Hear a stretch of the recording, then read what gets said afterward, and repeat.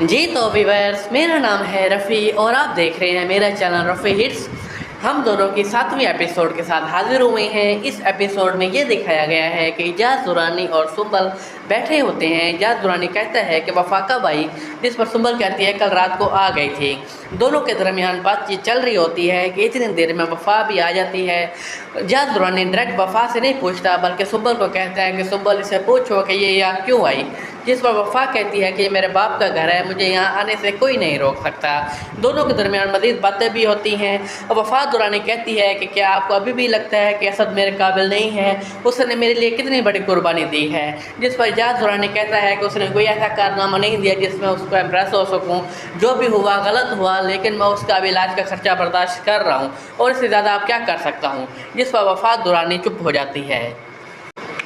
दूसरे सीन में यह दिखाया गया है कि अनवर, जो कि असद का छोटा भाई है, उसे बताता है कि तुम्हारे स्कूल के डॉक्यूमेंट दोबारा मैंने तैयार करवा लिए हैं, लेकिन कॉलेज और यूनिवर्सिटी के काफ़ी दिन लगेंगे। और मुझे हैरत है कि अभी भी इस वफ़ा तुम्हारे सर पर सवार हो चुकी है। तुम्हें वफ़ा से रास्ता अलग कर लेना चाहिए, क्योंकि उसकी वजह से हमारी फैमिली को काफ़ी सफ़र करना पड़ा और तुम्हारी भी ये हालत हो गई। जिस पर असद कहता है कि मैंने वफ़ा से कमिटमेंट कर ली है, उससे पीछे नहीं जा सकता। दूसरे सीन में ये दिखाया गया है कि वफ़ा काफ़ी गमज़दा हालत में अपने टेरेस के पास खड़ी होती है। इजाज़ दुरानी भी अपने रूम में सुंबल के साथ उसे देख रहा होता है। वो सुंबल से पूछता है कि तुम्हारे वफ़ा से कोई बात हुई, जिस पर सुंबल कहती है कि नहीं, मेरे साथ उसने कुछ ज़्यादा बात नहीं की अभी। जिस पर इजाज़ दुरानी कहता है कि जो करना चाहती है करे, मैं कौन होता हूँ किसी को रोकने वाला, अगर वो ज़िंदगी बर्बाद करना चाहती है तो कर ले। जिस पर सुंबल परेशान हो जाती है।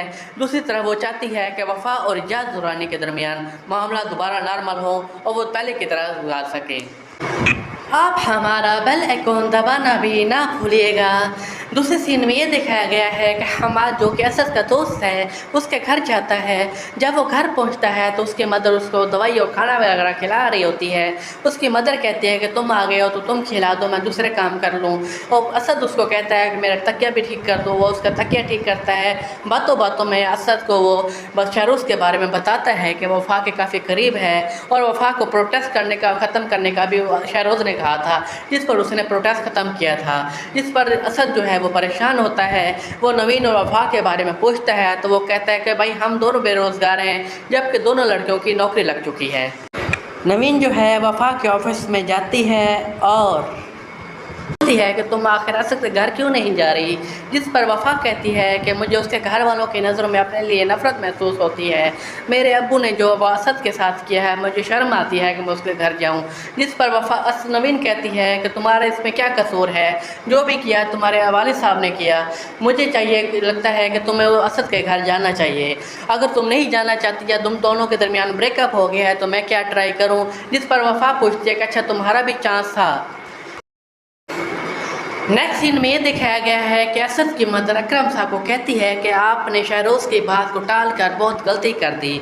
वफ़ा और असद एक दूसरे से मोहब्बत करते हैं, क्या आपको पता नहीं। जिस पर अकरम साहब गुस्से में आ जाते हैं और कहते हैं कि सुनो, ये प्यार मोहब्बत की बातें सिर्फ किताबों और ड्रामों में अच्छी लगती हैं, हकीकत में इनका कोई वास्ता नहीं होता। वफ़ा और हमारे दरमियान ज़मीन आसमान का फ़र्क है। इजाज़ दुरानी कभी भी दिल से इस रिश्ते पर राज़ी नहीं होगा। जब मैं उसके महल में गया तो मेरे पाँव उसके महल के अंदर दस से जा रहे थे और शर्मिंदगी की वजह से मैं इजाज़ दुरानी से नज़र नहीं मिला पा रहा था।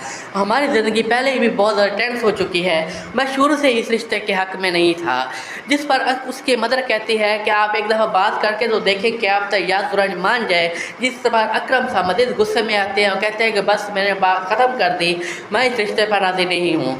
जिस पर असद कहता है कि बाबा, मैंने वफ़ा के साथ कमिटमेंट कर ली है, मैं उसी के साथ शादी करूँगा। जिस पर अकरम साहब गुस्से में आ जाते हैं और कहते हैं कि जो करना करो, मुझे इसे दूर रखो।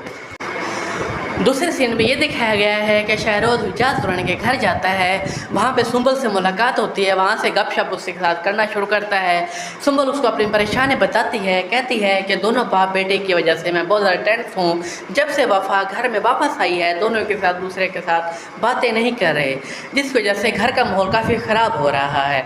जिस पर शहरोज़ कहता है कि नहीं हो जाएगा नॉर्मल, ऐसा ऐसा मैं भी इजाज़ दुरानी साहब को समझाऊँगा कि वफ़ा को वो माफ़ कर देंगे।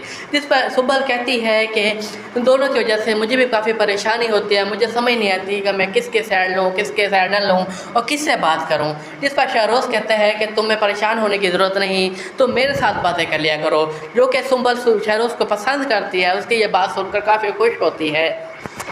نیکسٹ سین میں یہ دکھایا گیا ہے کہ وفا نوین کے سمجھانے پر اسد کے گھر آتی ہے۔ اسد وفا کے کافی دیر غائب رہنے کی وجہ سے اس کے کافی ناراض ہے۔